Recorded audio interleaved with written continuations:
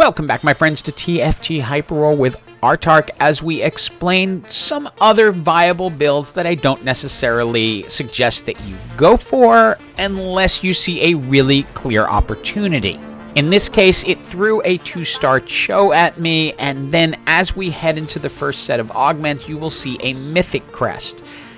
We were also in Champion Conference. Again, that's important because I know if I commit to a specific vertical build, I'm very likely, should be guaranteed, to get champions in that build, although I find that guarantee doesn't always come true. So why don't I recommend Mythic in general? Well, you're going to start slow because the way Mythic works, it builds up more over time. And on top of it, you are very, very reliant on high-cost units you might not get. But I would be heavily remiss in my duty as a YouTuber, I guess, to not talk about it because it is a very powerful build when the circumstances line up. Just please, please, please don't try to force it. And I need to reference to the idiotic waste of time that was just before this. We had a choice between getting a golden magnetic remover, which means one you can use over and over again, or some gold.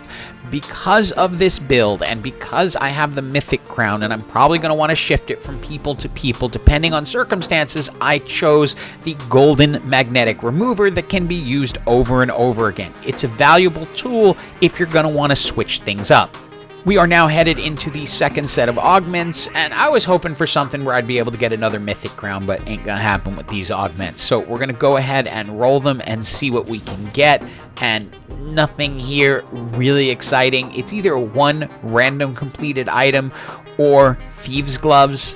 I decide to go with Thieves Gloves because I can then get 2 items, and also because I have that golden magnetic remover, I can move those Thieves Gloves around as I see fit later on. We've also brought in Janna, who is an invoker along with Cho'Gath, and given her the Mythic Crown for now. Remember, we can remove it whenever we want.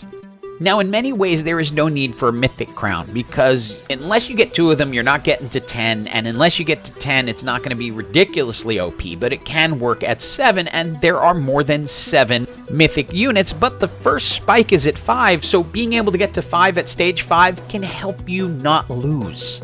And the natural pairing with Mythic is Invoker, because Cho'Gath is a Mythic Invoker, and Lilia is a Mythic Invoker, so there's a lot of crossover there, plus it helps if the Mythics are casting more often, which is what Invokers are going to do.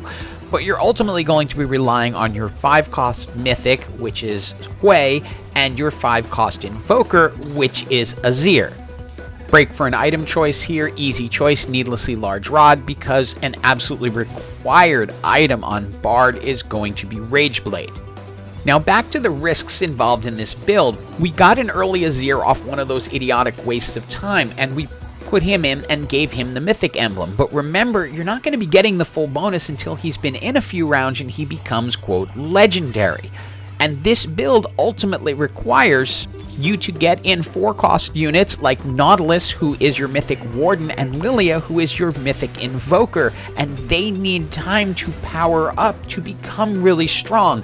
That's why I consider it risky, because it's weak early, and then you need time to make it all work at the end. But let's look at the final set of augments. Lucky Gloves looks pretty good, but I want to look at the others. I cannot guarantee a winning streak, so I'm staying away from the egg. The thing with Lucky Gloves is we already have a Thieves Gloves out there, and we already had an additional Sparring Glove on the bench, so we have the ability to make 2 more Thieves Gloves, and remember, we have that golden remover, so we can pull them off or on as we see fit. So we now have 7 Mythic to Invoker, which is where you want to get to, but not all of our Mythic are shiny, which is what it is when they're legendary and they're getting their full bonus. So Nautilus ain't there and Azir ain't there yet, which is going to hurt our team. Again, this is why I consider this risky. When you're bringing your power units in, they're not going to be at full power for a few rounds. Once your units become shiny, you will notice the difference because they will become more powerful. You can see Azir is now shiny and is going to be a lot more effective than he was before. But we have additional champs we're going to have to bring in and make shiny in the future.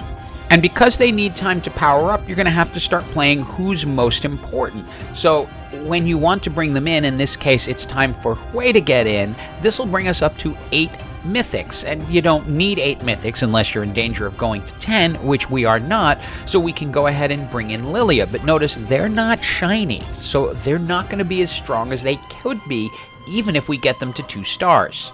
Now we happen to get a Thieves Gloves out of that NPC round, which is going to be very helpful given our prismatic augment. So we can put that on Lilia and she's set in terms of items. Also, I want to mention NPC rounds do not count towards your champs becoming shiny, so they have to live through actual player combats. For our final item, we're going to go ahead and grab the tier so we can put the static shiv on Bard. Would love to have a Hextech Gunblade, but it's just not there. And as I mentioned in another video, in Mythic, I like to go with AP items. In Tricky Pugilist, where it's Trick Shot, I like to go with AD items for Bard, and that's because Mythic is going to boost AP. And it is time for an item choosing. Gary is with us because, oh look, there's some Thieves Gloves, which again are going to give us 2 perfect items, which is going to be better than anything else we can choose. Now the issue is that we only have 1 champion left that actually needs them, but we still have 2 rounds left, so there'll be plenty of time to bring in more champions who can use them, and remember, we have unlimited removals. Now, it is not going to hurt you to have 8 Mythic out there because everyone's going to be getting the bonus, even though you're not hitting an additional breakpoint. The individual champion with the Mythic bonus will have more power. This isn't like having an additional Sage or Dragon Lord where it doesn't really help anyone. And even though she's only 1 star, I find Annie critical to this build because she will give us our 4th Invoker, and we got Thieves Gloves, so she's getting Thieves Gloves as well. This is a Thief Glove team. And you may ask, why don't you have Kog'Maw on the Hui circle? Because I could have gotten him to 3 stars, and it's because I'm not sure Kog'Maw is staying in this build at all. There are other champs such as Udyr and Set that will be more effective, presuming we can stay alive long enough to get where we need to go, because we only have 1 life left. Time for an item choice, and since we're already pretty much Thief Gloved across the board, we are just going to add some speed onto Azir in the hopes that he can just do more damage a little more quickly and keep us in this match. And thankfully, Gary put us against a ghost team, so we're going to have a little bit of an easier time getting through it. And if we can get through this fight, which you can see ends up being pretty easy, again, because it's the ghost team. But say it with me now, we are now into the top 4. For final choices in this build, you have 2 ways to go. If you happen to get a Tactician's Crown, you can push to the 6 Invokers. If not, then I either like to bring in Udyr or Set. Set if your Nautilus is really powerful, Udyr if your Cho'Gath is really powerful. And since we have the gold 3-star Cho'Gath with a couple of items on him, I decided to go that route. Final item, barring an Udyr item, we have a slot open on Bard, so we will go with an AP item. Again, because this is Mythic, we can go AP on Bard.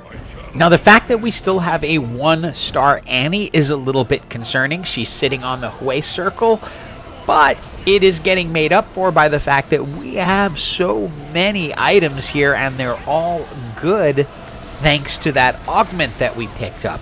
A lot of luck goes into this particular build, and the difference between just squeaking into the top 4 and actually having a chance at victory. You really need a lot to go your way to have a chance at victory.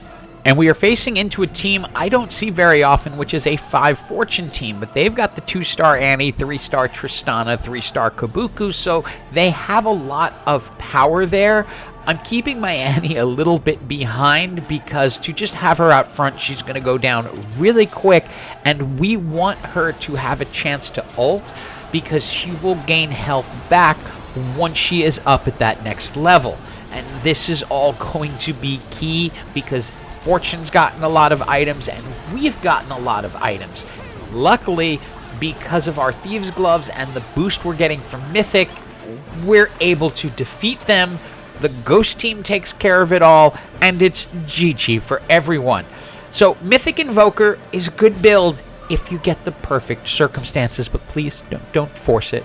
Hope you enjoyed the video, and as always, have an absolutely awesome day.